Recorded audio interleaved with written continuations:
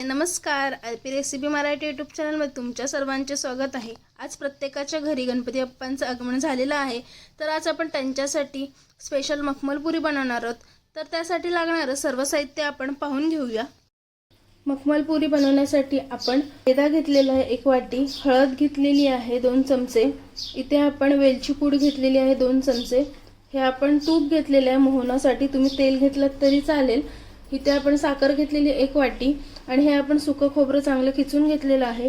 हे सर्व साहित्य आपलं मखमल पुरी बनवण्यासाठीचं आहे।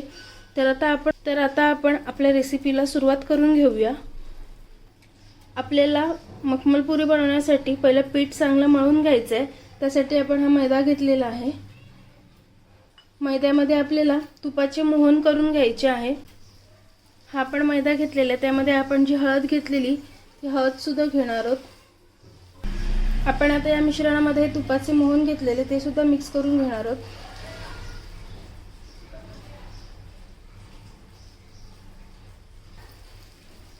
हे मिश्रण आपण मिक्स करून घेणार आहोत।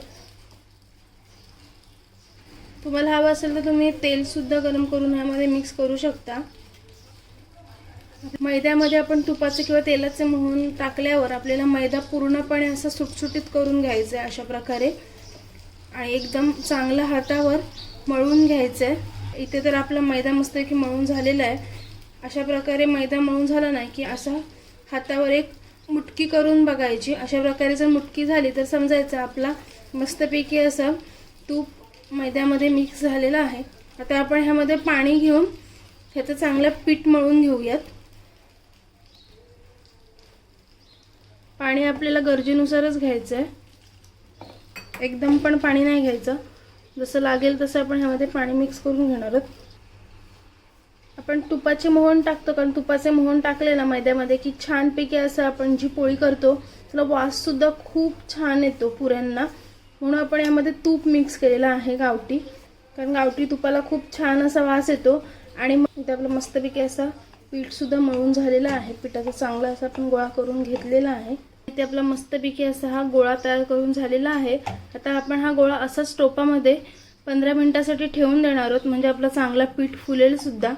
आता आपण ह्यावर 15 मिनिटांसाठी रुमाल झाकण म्हणून ठेवणार आहोत। तुम्हाला हवा असेल तर तुम्ही कोणताही कापड किंवा भांडं ठेवलात तरी चालेल, पण आपण इथे रुमाल ठेवलेला आहे म्हणजे आपला 15 मिनिटांनी चांगला पीठ फुलेल सुद्धा। आपले आता इथे 15 मिनिटं सुद्धा झालेले आहेत। आपण यावर झाकण काढून घेऊयात। पहा मस्तपैकी असं इथे आपलं आता पीठ सुद्धा फुललेलं आहे। आता आपण ह्याला परत एकदा थोडंसं मळून घेऊयात।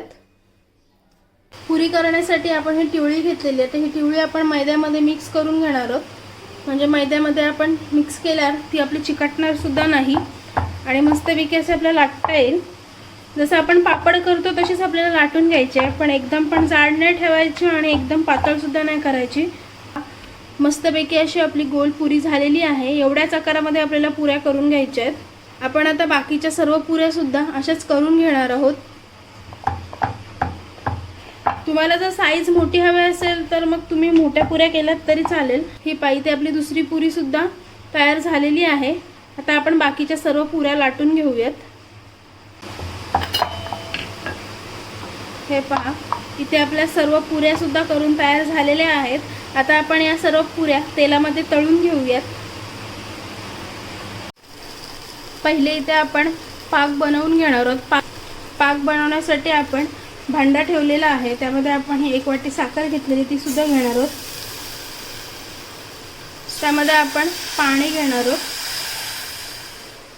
आपल्याला पाक जास्त पातळ सुद्धा नाही करून घ्यायचा आणि जास्त घट्ट सुद्धा नाही, म्हणून आपण इथे 2 वाटीच पाणी घेतलेलं आहे। त्यापैकी असं आपण आता पाक तयार करून घेणार आहोत। मखमल पुरी बनवताना पाक नेहमीच पुरी तळण्याच्या आधी बनवून घ्यावा, म्हणजे आपल्याला पाक पूर्णपणे कोमट करून घ्यायचा आहे, म्हणजे जास्त गरम सुद्धा नाही आणि जास्त थंड सुद्धा नाही। त्यासाठी पुरी तळण्याच्या अगोदरच आपल्याला पाक बनवून घ्यायचा असतो। म्हणजे इथे आपण पाकामध्ये 4 वेलच्या टाकणार आहोत। वेलची आपल्याला अर्धी फोडून टाकायची आहे, म्हणजे आपण जी वेलची घेतो ती अर्धी सोलायची आणि त्यामध्ये टाकायची आहे, म्हणजे आपल्या पाकाला सुद्धा चांगला वास सुटतो आणि पुरी जेव्हा आपण त्यामध्ये टाकतो तेव्हा सुद्धा पुऱ्यांना सुद्धा खूप छान वास येतो। इथे आपला हा पाक सुद्धा तयार झालेला आहे। आता आपण गॅस बंद करून घेऊयात। आणि हा पाक आता आपण थंड होण्यासाठी बाजूला ठेवूया। पुऱ्या तळण्यासाठी आपल्या इथे तेल सुद्धा चांगला गरम झालेला आहे।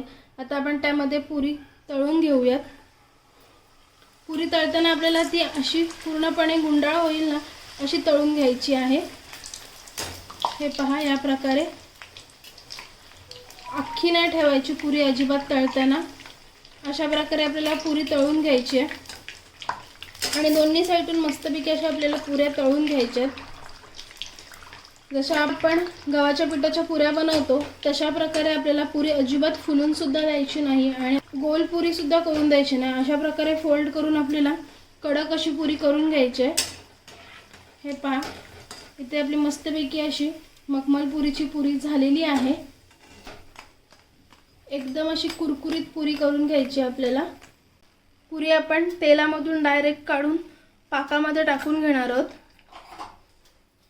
अशा प्रकारे पुरी आपल्याला पाकामध्ये ठेवून द्यायची 1 ते 2 मिनिटांसाठी, म्हणजे पुरीमध्ये पूर्णपणे पाक मुरला जाईल। आपण आता बाकीच्या पुऱ्या सुद्धा तळून घेऊयात। आपण आता पटापट बाकीच्या पुऱ्या सुद्धा तळून घेणार आहोत। अशा प्रकारे आपल्याला ह्या बाकीच्या पुऱ्या सुद्धा तळून घ्यायच्या आहेत। पुरी जर आपली फुलत असेल तर तिला असं वरून दाब द्यायचा, म्हणजे त्यातली सर्व हवा निघून जाते। अशा प्रकारे आपल्याला पुरीला वरून दाब द्यायचा आहे। ते आपली दुसरी पुरी सुद्धा तयार झालेली आहे। आता आपण ही पुरी सुद्धा काढून घेऊयात। पुरी काढून घेताना फक्त त्यामधलं सर्व तेल आहे ते आपल्याला काढून घ्यायचं आहे। पहा, ही पुरी सुद्धा मस्त कुरकुरीत झालेली आहे। आता आपण ही पुरी सुद्धा पाकामध्ये टाकून घेऊयात।